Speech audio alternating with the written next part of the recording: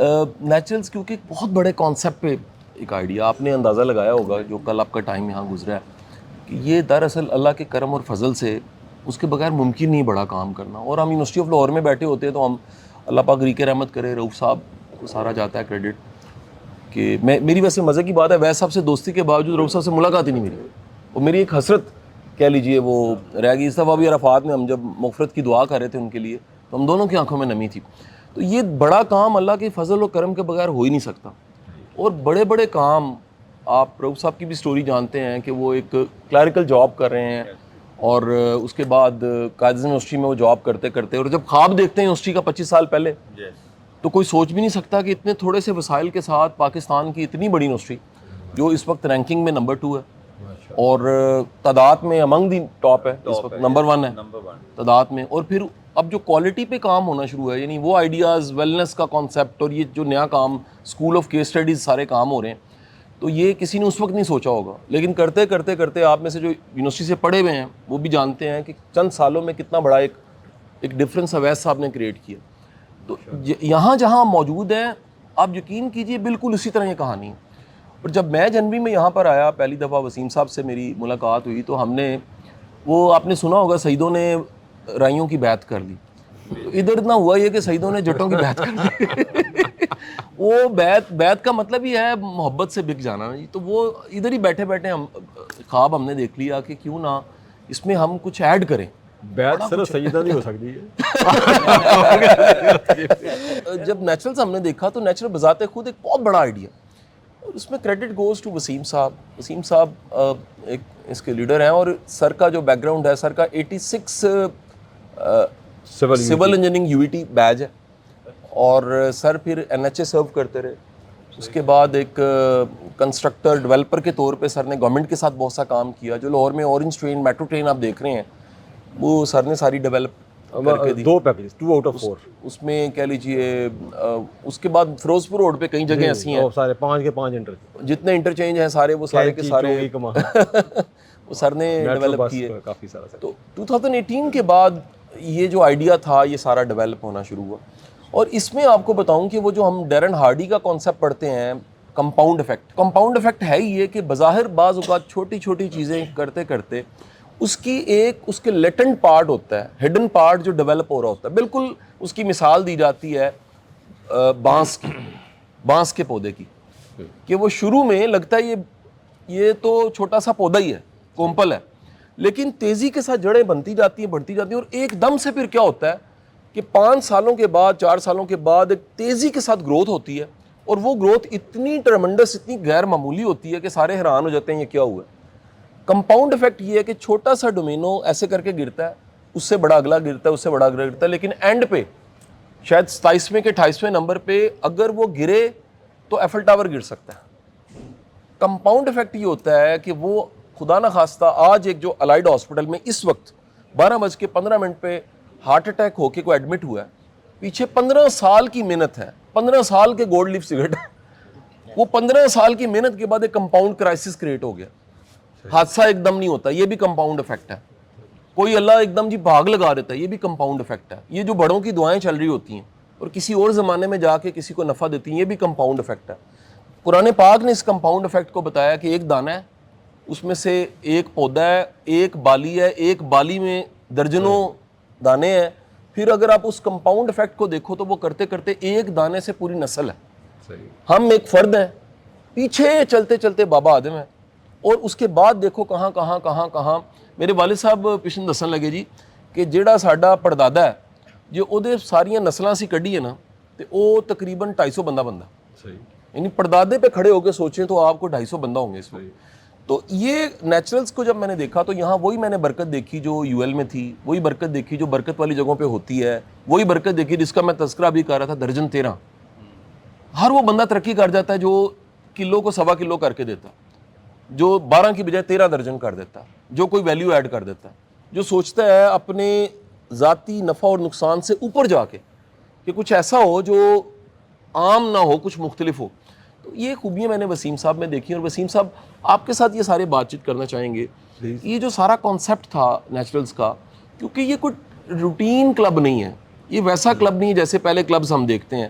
جب میں بھی پہلی بار آیا تھا تو میں نے آپ کو کہا تھا کہ میرا وہ جو پرس ہے کارڈ اس میں سارے لگے ہوتے ہیں, کارڈ فولڈر میں نا ممبرشپ فولڈرز میں کارڈ لگے ہوتے ہیں. لائک میں نے پچھلے سال جو ہے وہ کھاریاں گولف کلب کی میں نے ممبرشپ لی, تو وہ کیونکہ میں گجراتیاں ہوں تو میں نے کہا کبھی جانا ہوتا ہے وہاں بھی آسانی ہو جائے. سارے جم خانہ کی میرے پاس ہے, سارے ملٹری کلبز کی ہے. لیکن جہاں میں آیا تو پتہ لگا کہ وسیم صاحب یہ بڑا مختلف کانسیپٹ ہے, اور پاکستان میں نیچرل سے زیادہ خوبصورت کلب ریزورٹ اور اتنی بھرپور ایکٹیویٹیز ہم نے کہیں نہیں دیکھی. اور اس کا ثبوت کل جو سارے شام کو دوست آئے ہوئے تھے, سب کا کمال کا ایکسپوجر ہے میڈیا کا, سب کا انٹرنیشنل ٹریول ہے. ان شام کو وہ کہہ رہے تھے اسی واپس بھی جانا ہے, یعنی ان کو گلا ہو رہا تھا کہ یار ہمیں کیوں واپس بھیج رہے ہیں آپ, یہ اتنی شاندار جگہ. اور اللہ کا کرنا موسم بھی اچھا تھا, ایکٹیویٹیز بھی اتنی ہو گئیں. تو آپ سے سر یہ جاننا چاہتے ہیں, اور ان کے سوال بھی اسی سے ریلیٹڈ ہیں, یا آپ کا بیک گراؤنڈ, آپ یہاں تک کیسے آئے, آپ کے فادر کیا کرتے تھے, یہ ساری ایک پوری جو ہسٹری ہے لائف کی, اس کو سر یہ جاننا چاہیں گے. ایک real time life story, success story, case study ہم یہاں پر ڈسکس کرنا چاہیں گے سر. اچھا دیکھیے, جس طرح بتایا شاہ صاحب نے, یہ ہمارا انسیسٹرل ایریا ہے, یہیں سے میرا گرینڈ فادر, یہ نیبرنگ ٹاؤن ہمارا ولیج ہے, تو ادھر سے ہم بلانگ کرتے ہیں. اور یہاں کی اسکولنگ, والد میں دادا میرے فارمر تھے, والد میرے ڈی پی ایس ایک اسکول ہوتا تھا یہاں, وہاں پڑھاتے تھے. پھر اس کے ساتھ ہی اس میں ہیڈ بھی رہے. پھر گاؤں میں اسکول بنا لیا انہوں نے. پھر آخری 18-20 سال زندگی کے وہ گاؤں میں اسکول میں پڑھاتے رہے, انہوں نے گاؤں میں بنایا. بائی کوالیفیکیشن سول انجینئر, جی بتایا جس طرح شاہ صاحب نے 86 UET. اس کے بعد جاب کی, جس طرح ایک لوور مڈل کلاس کا کیریئر پاتھ ہے ویسے ہی ہوتا ہے ساروں کا. اور یہ پاکستان کا کمال ہے کہ جہاں آپ کہاں سے اٹھ کے کہاں پہنچ سکتے ہیں. باقی دنیا کو تو ہمیں نہیں پتہ, پاکستان میں تو اپرچونیٹیز اتنی ساری ہیں. ابھی مثال دی ہے یونیورسٹی آف لاہور کی, رؤف صاحب کی انہوں نے. تو اسی طرح ہمارا بھی اس طرح کیس اسٹڈی ہے, یہی بنتا ہے کہ جاب میں نے کی اراؤنڈ 13 ایئرس. 2008 میں ہم نے کمپنی بنائی, بلکہ 2009 میں آلموسٹ. تو لاہور میں اس وقت ہم نے شروع کی گئی انفراسٹرکچر, وہ سول تھا نا, تو سول میں انفراسٹرکچر تھی اس وقت. NLC کے پاس رنگ روڈ کے پروجیکٹ سے, نیشنل لاجسٹک سیل کے پاس, وہ سب کانٹریکٹ ہم نے کی ان کے ساتھ اسمال کو 3 سال 2011 تک گیا. پھر 12 میں ہمیں میٹرو بس کا پروجیکٹ ملا, وہ ایک جوائنٹ وینچر کیا ہم نے. جوائنٹ وینچر میں ایک اور کمپنی تھی, انہوں نے گارنٹیز دیں ساری, مینجمنٹ ہماری تھی, بیک اینڈ پہ جو کہہ لیں آپ کی جو فائنینشیل سپورٹ ان کی تھی. تو ہم نے ایک جوائنٹ وینچر کیا 50% شیئرز کے ساتھ 2 کمپنی سے. تو میٹرو بس کمپلیٹ کیا. پر اس کے بعد ہم نے 8 سال پھر انفراسٹرکچر بنایا, لاہور میں زیادہ بنایا. لاہور کے جس طرح ذکر کیے کافی سارے پروجیکٹس ہم نے کیے, یہاں بھی کیے. ایکسپریس وے بنایا, پنڈی میٹرو بنایا, اس میں کافی سارے پروجیکٹس. ایکسپریس پہ بھی آپ کا 25 کلومیٹر. تو وہ لیکن ساتھ ساتھ سفر طے کرتے رہے کہ یہ 2013 میں ہی ہم نے جب کیا, میں نے اس طرح بتایا کہ میٹرو بس ہے, تو اس کے ساتھ ہی whatever savings we made out of the infrastructure, ہم نے اس کو بس کیا کہیں گے, وہ کیڑا کہہ لیں یا آپ کے اندر کوئی ڈائریکشن کہہ لیں. تو کانسیپٹ یہی تھا کہ یار یہ پاکستان نے, اور جانا ہم سب نے آگے اکٹھے, اور یہ نہیں ہو سکتا کہ پاکستان میں شاہ صاحب گرو کر جائیں اور میں پیچھے رہ جاؤں, یا آپ گرو کر جائیں. تھوڑا بہت پلس مائنس ہوتا ہے, لیکن نیشنز پوری کی پوری گرو کرتی ہیں. تو کانسیپٹ تھا کہ رورل اکانومی, رورل کمیونٹی پیچھے رہ گئی ہے. تو جس کمیونٹی سے ہم بلانگ کرتے ہیں, ایکسیڈنٹلی ہم نے پیسے بھی ہمارے پاس آ گئے. تو ہمارا ہم نے پھر یہ کیا کہ ہمیں آپ کہیں گے, تو ہم نے ایک مرلہ بھی کسی اربن ایریا میں پرچیز نہیں کیا, یا کوئی 1 روپیہ بھی نہیں لگایا. ایک گھر تھا وہ جو 15 مرلے کا میرا لاہور میں آج بھی ہے, تو اسی میں رہتا ہوں. تو وہ پھر ہم نے whatever we savings we achieve, جو بھی پیسے ہمارے پاس آئے, ہم نے 3 کام کرنے کی کوشش کی. پہلا ہم نے جس طرح میں نے بتایا آپ کو, اسکول بنایا گاؤں میں, کہ یار اس میں اسکول کا کانسیپٹ تھا کہ رورل جو کمیونٹی ہے, جو بچے ہیں, ان کو کوشش کی جائے کہ یہ گرو کر سکیں, یہ آگے جا سکیں, آگے بڑھ سکیں. تو ان کے لیے اسکول بنایا. اس کے بعد ہم نے سیکنڈ ہمارا پروجیکٹ تھا وہ ایگریکلچر کا تھا. یہاں ہم نے گرین ہاؤسز لگائے. تو گرین ہاؤسز کا کانسیپٹ تھا کہ یار یہ جو 5 ایکڑ کی کمیونٹی ہے, 5 ایکرس کا جو لیس دین 5 ایکرس فارمر ہے, یا 10 ایکڑ سے کم والا فارمر ہے, تو فریگمنٹڈ انہیریٹنس کے ساتھ زمینیں تقسیم ہوتی گئیں.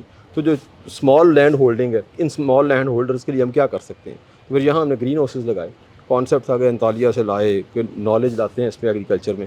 تو گرین ہاؤس کا ایک ریولیوشن لانے کی کوشش کرتے ہیں. جو 5 ایکڑ سے کم فارمر ہے, وہ 1-2 ایکڑ کا گرین ہاؤس لگائے گا, تو then that can bring a lot of change. تو وہ لگائے. وہ اوریجنلی 2013 میں وی اسٹارٹڈ ود کہ ہم گرین ہاؤسز لگاتے ہیں. ہم نے اس کے بعد کہہ رہے ہیں 2019 تک, تو ساتھ ساتھ انفراسٹرکچر تھا, ساتھ ساتھ یہ ایگریکلچر تھا. تو یہ سفر ہم طے کرتے رہے.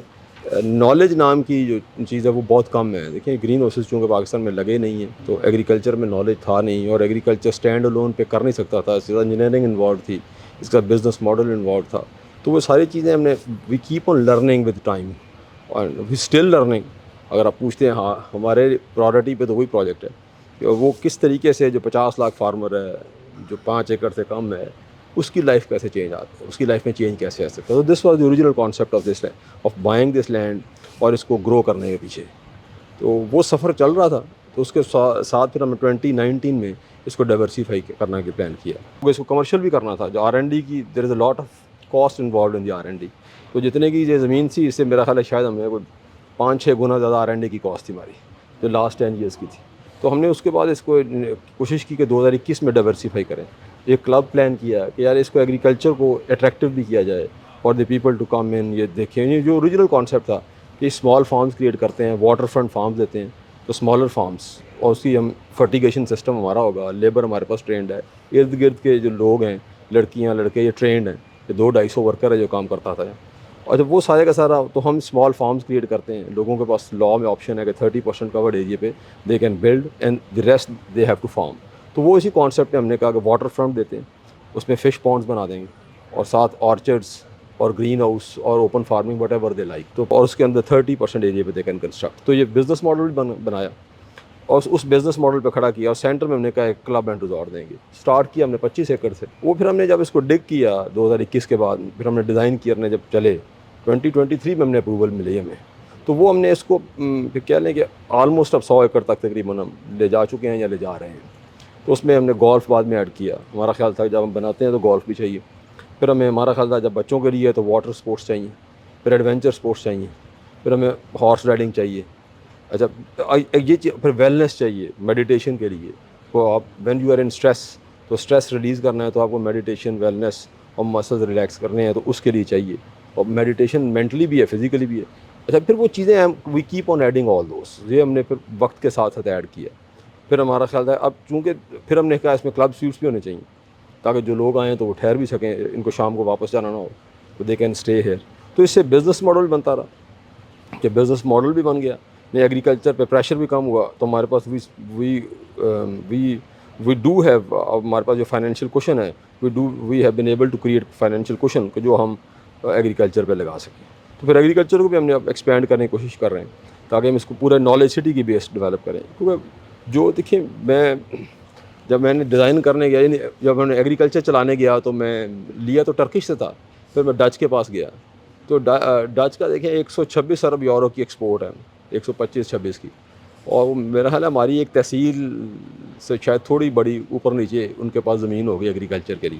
ایک ضلع نہیں ہوگا, لیس دین اے ڈسٹرکٹ, ان کے پاس زمین ہوگی فار ایگریکلچر, اور 125 ارب یورو کی ایگریکلچر ایکسپورٹ ہے. تو دیٹ از نالج بیس. تو وہ ان کی جو ٹریننگ ہے, ان کی جو ایجوکیشن ہے, وہ بہت ریلیونٹ ہے. پھر میں نے ایک پالی ٹیکنیک پلان کیا. میں سنگاپور گیا, سری لنکا گیا, کہ ہم نے ایک پالی ٹیکنیک بناتے ہیں تاکہ بچوں کو جو ٹیکنیکل ایجوکیشن ہے, ناٹ ووکیشنل, ٹیکنیکل ایجوکیشن دی جائے. اس میں گرین ہاؤسز بھی, ہاسپٹیلٹی بھی, کنسٹرکشن بھی, جو سیکٹرز ہم سمجھتے ہیں کہ چاہیے انفراسٹرکچر کے لیے, تو وہ اس ڈیزائن کیا جائے. تو وہ ہم نے کینال روڈ پہ جگہ خریدی. تو یہ بیسیکلی یہ ساری کی ساری آپ دیکھیں تو ہماری جتنی بھی پروجیکٹس ہیں وہ اربن لمٹ سے باہر ہیں. None of our projects is in the urban limit. تو ہم سمجھتے ہیں رورل کمیونٹی, رورل اکانومی کھڑی ہوگی تو پاکستان آگے جائے گا. اور اس کی بنیاد بھی یہی تھی. اگر آپ دیکھیں تو میں 1892 میں 2 ملین پاؤنڈ سے شاید یہ فیصل آباد آباد ہوا ہے. تو یہ اس وقت کی لارجسٹ انویسٹمنٹ تھی انگریز کی یونائٹیڈ انڈیا میں. سب سے بڑی انویسٹمنٹ لائل پور میں ہوئی ہے. اور اگر آپ ڈیٹا تو آپ دیکھیں گے, وہ آپ کو خود آپ ڈگ آؤٹ کریں گے, لیکن میرا خیال ہے کہ لارجسٹ انویسٹمنٹ انگریز نے جو کہ یہاں کی تھی. پوٹینشیل یہاں اتنا تھا, اس نے زرعی کالج بھی دیا, اور دیکھیے میریکل ہے نا, اس نے میریکولس امپرومنٹ کی کہ ادھر دریا ہے, ادھر دریا ہے, ایک طرف راوی ہے, ایک چناب ہے, تو دونوں کے درمیان باریں ہیں, اونچی زمینیں ہیں, بریکش پانی ہے. تو اس نے فزیکل انجینئر پہلے کنسیو کیا, پھر فزیکل انجینئرنگ کی, اپ اسٹریم پہ بیراج بنایا کر کے, اور پھر فائنینشیل انجینئرنگ کی, بینکوں سے لون لیے, بانڈ ایشو کیے, 23% ریٹ آف ریٹرن آیا. امیجن کریں, آج سے 150 سال پہلے, 125 سال پہلے. اور وہ اس نے فائنینشیل انجینئرنگ کی, فزیکل کی, پھر سوشل انجینئرنگ کی, پورے گاؤں آباد کر کے لے آیا, پورا گاؤں وہاں سے اٹھایا. یہاں ان کو ہمارے جو اجداد آئے ہیں تو ان کو پیجنٹ اسکیموں میں الاٹمنٹ ہوئی, وہ کون سے کوئی جاگیردار تھے, تو پیجنٹ اسکیموں میں ان کو الاٹمنٹس ہوئیں, تو یہاں الاٹمنٹس کی, تو ان لوگوں نے سام مارے, زمینیں لیول کی اور آباد کی. تو مطلب پاکستان کی اکانومی ساری کی ساری کھڑی کس کے اوپر ہے؟ ایگریکلچر. اور وہی کینال کالونی تھا جو انگریز دے گئے. پاکستان کا جو خطہ ہے وہ تو سارے کا سارا بیسیکلی بنیاد آباد انگریز نے کیا. وہ 2-3 ملین ایکڑ کا ہماری تھی کلٹیویٹڈ لینڈ, وہ 1.5-2 کروڑ ایکڑ پہ رہ گیا. تو اس نے ایک سسٹم دیا اور ہمیں اس سے آگے چلنا تھا اور آگے چلنا چاہیے. نالج جو تھا وہ ہم نے جس فیلڈ میں میرا خیال چاہیے تھا, جس میں ہم ابزارب کر سکتے تھے, جس میں مین پاور ابزارب ہو سکتی تھی, جس میں ہماری اکانومی گرو کر سکتی تھی. اب $80 بلین کی تو کوئی اکانومی نہیں ہے. $80 بلین کی GDP کو GDP, بس جس قوم کے پاس کو 4-5 کروڑ ایکڑ زمین ہو اور اس کی $80 بلین کی ایگریکلچر اکانومی ہو تو کچھ بھی نہیں. وہ تو چونکہ نالج ہم نے نہیں نا اس کے اندر انڈکٹ کر سکے. تو وداؤٹ نالج تو پھر ایسے سروائیول موڈ میں جاتا ہے. نالج کے ساتھ گروتھ ہوتی ہے, وداؤٹ نالج تو گروتھ نہیں ہوتی. تو $400 بلین کی اکانومی پہ کھڑے ہو گئے پاکستان, تو وہ کیوں کھڑا ہو گیا؟ 10% سے اوپر ایکسپورٹ نہیں جاتی GDP سے, 10% سے اوپر ہماری یہ کیا نام ہے آپ کا, یہ نہیں جاتا, ریمیٹنس نہیں جاتا, اور 20% اوپر ہماری ایگریکلچر نہیں جاتی. تو سیکٹر تو یہی تھا نا کہ جس میں آپ نے گروتھ کرنی تھی. تو میرا خیال ہے کہ بس جو اس کے یہ ایوالو جو میرا خیال ہے میں نے ایکسپلین کر دیا آپ کو نیچرل کی ایولیوشن. اب ہوگی کوئی اس میں کوشچن, نیچرل الٹیمیٹلی یہ پلیس ہو گیا. بزنس ماڈل اس کا نو, اب میں ریٹروسپیکٹیو انالیسس کر کے دوں تو بزنس ماڈل اب اس کا بالکل A1 روبسٹ ماڈل ہے. اور یہ اب جو ایکچولی پھر آ گیا یہ, اگر ہم اس کو اب اوریجنل ہم نے جو کنسیو کیا تھا وہ تو دیکھیں جیسے ایگریکلچر سے سفر شروع کیا تھا, لیکن اب یہ ایک انڈیپینڈنٹ پروجیکٹ ہے. اس کا ایگریکلچر کا ایک اونلی پارٹ ہے, لیکن پرائمریلی اب یہ ایک انڈیپینڈنٹ پروجیکٹ ہے. اس میں اب اس کا اپنا بزنس ماڈل ہے, اور ہمارا خیال ہے کہ یہ گلوبلی ایک نیور کانسیپٹ ہے. اب یا کلبز ہوتے ہیں اربن ایریاز میں, رورل ایریاز میں, یا سینک اسپاٹس پہ ریزورٹس ہوتی ہیں. دیکھیں ایک یونیک کیا ہوا جو ایوالو ہوا کہ کلب ہے جو ڈیلی یوز کے لیے, ریزورٹ ہے جو ڈیلی کے لیے لیکن یوز کے لیے, تو ویکلی یا منتھلی یوز کے لیے. پھر آپ کے پاس لیونگ ہے. دیکھیے یہ کلب ہے, ریزورٹ ہے, اور کلب اینڈ ریزورٹ لیونگ ہے. پھر ساتھ آپ اس لیونگ میں آپ فارمنگ ہے, فشنگ ہے, بٹ آپ اپنے گھر میں رہ رہے ہیں, آپ اس فارم پہ رہ رہے ہیں, فارمنگ بھی کر رہے ہیں, فشنگ بھی کر رہے ہیں, بوٹنگ بھی کر رہے ہیں, اور کلب کے اندر رہ رہے ہیں, ریزورٹ کے اندر رہ رہے ہیں. تو یہ پھر کانسیپٹ ہے میرا خیال ہے کہ اٹس اے نیور کانسیپٹ جو ایوالو ہوا, اور وہ بھی ایوالو ہوا. میں یہ نہیں کہ 2021 میں ہم نے ایسے کنسیو کیا, 21 میں تو ہمارا اس طرح کا کانسیپٹ اس طرح کا ریفائنڈ نہیں تھا. تو over a period of time یہ ایوالو ہوتا گیا, گرو ہوتا گیا. ہم نے بھی اس کو گرو ہونے دیا. ہمارا یہ کہہ سکتے ہیں کہ ہم نے اس درخت کو پانی دیتے کہ گرو یہ خود ہوا. تو اب جو ماڈل ہے, اب یہ ماڈل میرا خیال ہے اب کافی بہتر ماڈل ہے, ریپلیکا بھی ہو سکتا ہے, یہاں بھی ہوا. اور اچھا آخری پوائنٹ تھا کہ جو سوشل انجینئرنگ ہے, تو وہ جس طرح میں نے انگریز کا بھی کہا تھا کہ وہ آباد کاری اس نے کی تھی, تو وہ بنا لیتا اور ان کو انڈسٹریلسٹوں کو زمینیں دے دیتا, یا اربن پاپولیشن کو زمینیں دیتا, تو یہ آباد نہ ہوتی کبھی بھی. انگریز نے تو سر چھوٹو رام جو یونینسٹ منسٹر تھا, جب مسلمانوں سے یا فارمر سے وہ بیاج کے چکر میں ہندو بنیے نے ساری مارگیج کرا لی زمینیں, تو اس نے وہاں 1935 پتہ نہیں 34 کے 36 میں شاید, وہ 1930s میں وہ ایک لا لے کر آیا یار یہ جتنی زمینیں ہاں تو اسے واگزار کر دی, ساری زمینیں واپس ہوئیں. انہوں نے کہا وہ یہ بنیا زمین کاشت نہیں کر سکتا, پورے انڈیا مر جائے گا بھوک سے, ان کو واپس کرو مسلمانوں کو, انہیں فارمرز کو واپس کرو. تو میرا خیال ہے کہ جو اگر آپ دیکھیں تو یہاں کا جو ماڈل اب ہمارا ایوالو ہوا جو یہاں پہ, تو اب اس ماڈل میں آپ کی فارمنگ ہے, اور میں سمجھتا ہوں اس میں جو بچے ہیں آج کی نئی جنریشن ہے وہ ان اے وے موسٹ ماڈرن انداز میں فارمنگ سے کنیکٹ ہوگی, موسٹ ماڈرن وے. وہ ان کو فیل نہیں ہوگا کہ وہ کہیں کسی ولڈرنیس میں جا رہے ہیں, وہ موسٹ ماڈرن وے میں. اور اسی وقت ایگریکلچر موسٹ ماڈرن وے میں ہی آپ کو ایگزیکیوٹ ہو سکتا ہے. اس کا جو پوٹینشیل ہے, جو آپ کا ان ٹیپڈ ہے, وہ انلیش ہونا چاہیے. اور یونیورسٹیز کا اس کے اندر میرا خیال بہت بڑا رول ہے, اور یونیورسٹی آف لاہور انشاءاللہ اپنا رول پلے کرے گی. کوشچن تو یہ ہے کہ آپ نے ایک تو ہمیں ہسٹری بتائی ہے 100 سال پرانی. پہلی تو بات یہ ہے کہ کیونکہ ایگریکلچر لینڈ ہے, ایک بہت بڑا آپ نے بتایا, ادھر بھی ریور ہے, ادھر بھی ہے, انہوں نے اٹھایا, ایک کنسیپٹ لے کے آئے 100 سال پہلے. ہمیں پہلے یہ بات پتہ نہیں تھی، میرے خیال میں سارے ینگ ہے، کسی کو اگر پتہ ہو تو اس انداز سے پتہ نہیں، اس انداز سے شاید نہ پتہ ہو کہ ہم ایگریکلچر کے اندر رہ رہے ہیں، سارا کچھ ہے، لیکن سر ایک طرف دیکھا جائے نا، ہم نے بالکل آپ کی بات ایگریکلچر کو آپ نے وہ ساری ہمیں وہ بھی بتائی نا، ہمارا معاشی پوٹینشیل بھی بتایا کہ اتنا ہے کوئی نہیں ہے، بس ہے بھی ہے تو لوگ کرتے ہیں. آپ نے یہ گرین ٹنلز فارمنگ بھی کی، سارا کچھ کر لیا آپ نے، لیکن سر ہم نے یہ تو آپ نے ٹارگٹ پاپولیشن کی، جو آپ نے یہ ٹارگیٹڈ لوگوں کو کیا. ایگریکلچر تو ٹارگیٹڈ نہیں تھا نا، وہ تو it is for every body. Agriculture تو ہر ایک کے لیے نا، نہیں وہ تو دیکھیے ہر ایک کے لیے، وہ تو مطلب منیمم دیکھو جو 2 ایکڑ کا 3 ایکڑ کا فارمر ہے اس کے پاس چونکہ سولوشن کوئی نہیں ایگریکلچر کا، وہ اگر گرینز لگاتا ہے تو جتنے مرضی گرینز لے لے گا، اس کی زندگی میں اگر وہ اس کو 1 لاکھ کما لے گا 1 ایکڑ سے، 2 ایکڑ سے 2 لاکھ کما لے گا، تو اس کو بنے گا کچھ نہیں. اگر گرین ہاؤس لگائے گا 4 کنال کا 8 کنال کا تو 20 لاکھ کما لے گا. جو آپ ٹنل فارمنگ یہ وہ جو گرین ہاؤس کا کہتے ہیں proper green house, not only tunnels, اچھا پراپر کلائمیٹ کنٹرول کیا جائے تو موسٹ ماڈرن انداز ہے، چھوٹا پرفیکٹ ہو، it has to be perfect. دیکھیں جب بڑی لینڈ ہوگی نا آپ کو 100-200 ایکڑ 500 ایکڑ پھر تو ٹھیک ہے، پھر تو آپ گرینز میں جائیں نا، یوکرین جاتا ہے، امریکہ جاتا ہے، وہ ٹھیک ہے. جب اسمال فارمر ہے تو 2-4 ایکڑ کا مالے گا تو اس کی زندگی میں گرینز چینج نہیں لا سکتے، پھر وہ کیا ایبسینٹی لینڈ لارڈ بن جاتا ہے. وہ پھر آپ اربن ایریے پہ جا کے وہ پریشر کریٹ کرتا ہے، انڈسٹری میں اس کو جگہ جگہ جابس چاہیے. جو نالج بڑھتا جائے گا، پھر اے آئی، پھر یہ جو آپ اس وقت آ گیا ہے سارا، جس آپ کی ٹیکنالوجی آ رہی ہے، تو وہ دیکھیں نا فرٹیگیشن سسٹم ہے، تو وہ چپ لگی ہوتی ہے سوائل میں، وہ چپ بتا رہی ہے آپ کو، ڈیٹا ڈریون ہے. اب تو ہم امپیریکلی دیتے ہیں نا فرٹیگیشن، آل دو آٹومیٹڈ ہے لیکن امپیریکلی آٹومیٹڈ ہے. تو وہ اگر ڈیٹا ڈریون ہوگا، یہ کیلشیم چاہیے گا پلانٹ کو، تو وہ چپ بتا رہی ہوگی کہ کیلشیم کی شارٹیج ہے، تو ٹینک سے آٹومیٹیکلی کیلشیم پک کرے گی، آٹومیٹیکلی میگنیشیم پک کرے گی. تو کچھ نہیں ہے، کوئی مشکل نہیں ہے یہ سائنس، اس تو دنیا میں اپلائی بھی ہو رہا ہے. ہمیں صرف اپنا دیکھنا، ہمارا کلائمیٹ بڑا ٹرکی ہے. 3 کلائمیٹس ہیں، ڈرائی سمر ہے، ویٹ سمر ہے، پھر ونٹر ہے. تو 3 کلائمیٹس کے لیے تینوں کے لیے ڈفرینٹ سولوشن چاہیے. مڈل ایسٹ میں صرف گرمی ہے، آپ کو صرف کولنگ چاہیے. یورپ میں صرف سردی ہے، آپ کو صرف ہیٹنگ چاہیے.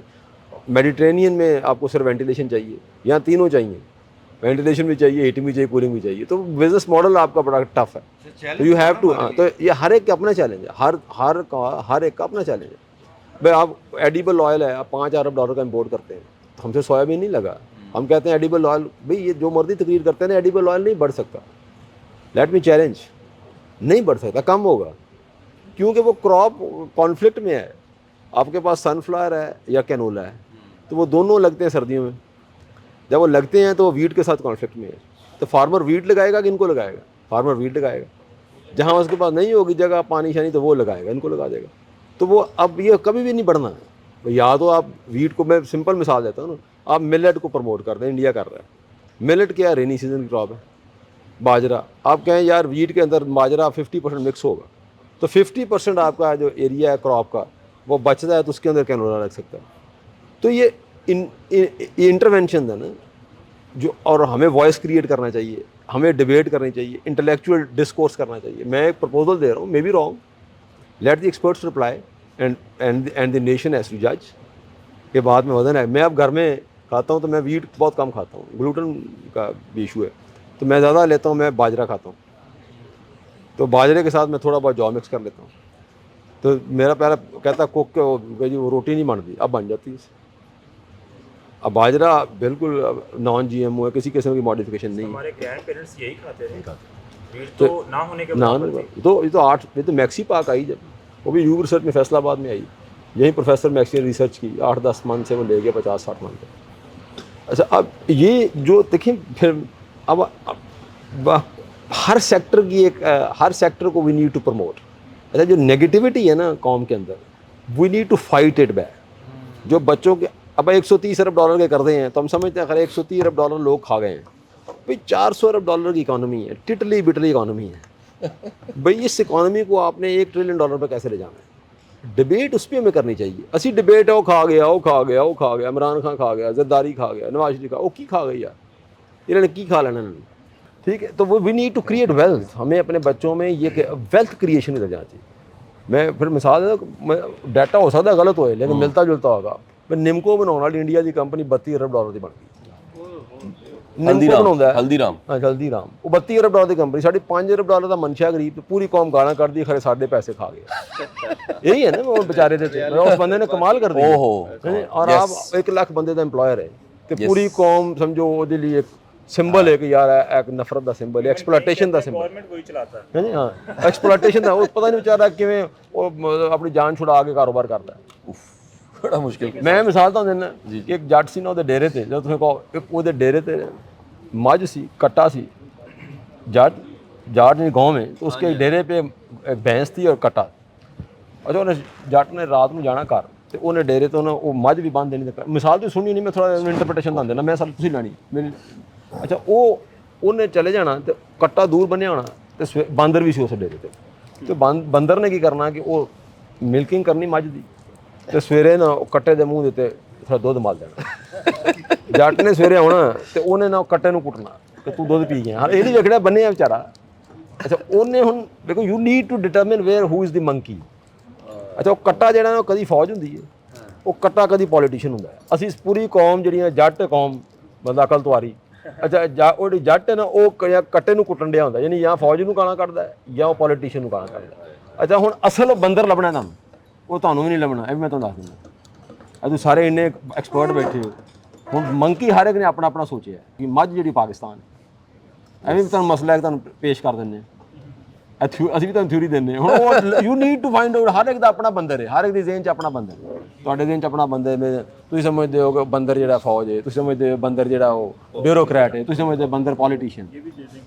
ਮੇਰੇ ਕੋਲ ਪੁੱਛੋ ਤੇ ਗਰੀਬ ਜਿਹੜੇ ਨੇ ਨਾ ਸਿਰਫ ਇਹ ਸਿਰਫ ਜੱਟ ਕੋ ਕੋਟ ਖਾਂਦੇ, ਇਹ ਗਾਲਾਂ ਜੱਟ ਗਾਲਾਂ ਕੱਢਦੇ ਨੇ ਤੇ ਇਹ ਗਾਲਾਂ ਖਾਂਦੇ ਨੇ। Real bandar is somebody else. You need to find out where the monkey is.